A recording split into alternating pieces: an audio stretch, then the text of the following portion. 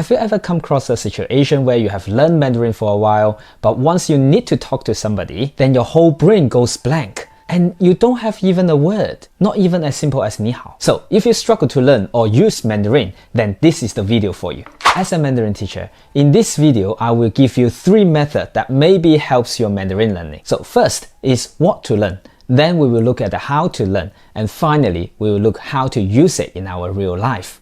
When we are learning a new language, the first thing we need to sort out is what to learn. The question is, do you know every word in your native language? Obviously not. The same in Chinese. There are more than 100,000 characters in Chinese and it's still growing. Well, don't look at me. Obviously, I can't write every characters and you don't need to learn that much either. So how many Chinese characters we need to learn? According to 现代汉语常用字表, it literally means the table of most frequent used Chinese characters. There are 3,500 characters, which can cover 99.48% of the modern articles. Still, is it too much? So what can we do? Well, then consider your daily life, your job, your family.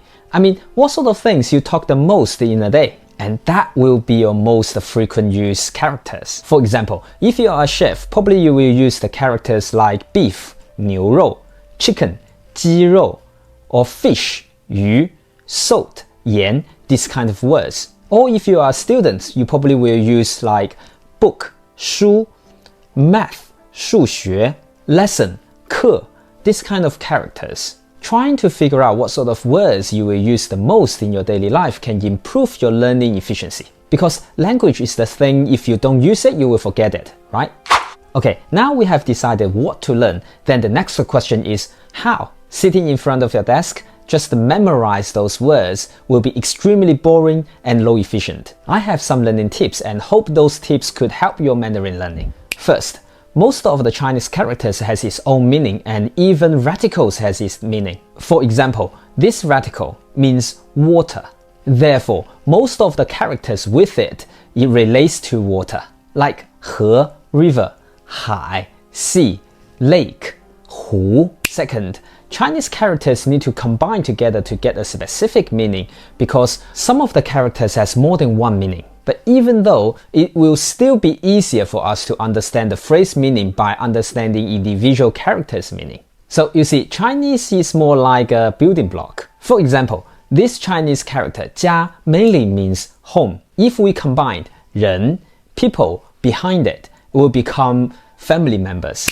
Third, you could learn Mandarin Chinese by theme. For example, what sort of phrases or sentences I could use in a restaurant, or in a coffee shop, or in a food market. Okay, if you don't like food, then what sort of sentences or phrases you will use in your company, in your career, or in a public transport. By using this method could save you a lot of time and will make you focus on one thing. It will be really practical.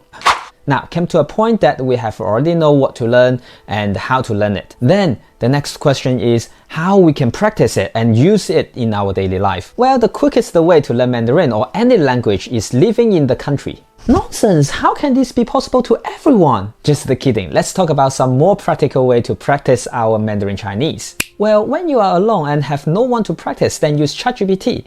Check this video.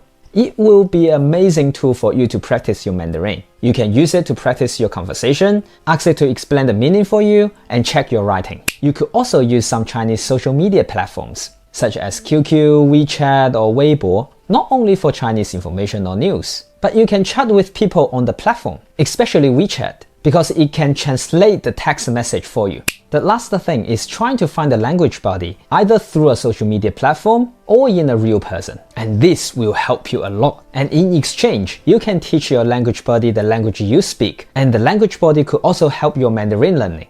Language itself is not difficult. I mean, every language is not difficult, otherwise there won't be native speaker, isn't it? And the point is how we can learn it in a smarter way, by using less time to achieve a bigger goal. Hopefully my idea could help your Mandarin learning journey. And if you like this video, please click the like button and subscribe to the channel. Or if you would like to know more about learning Chinese, then please click this video. I see you in next video. Bye!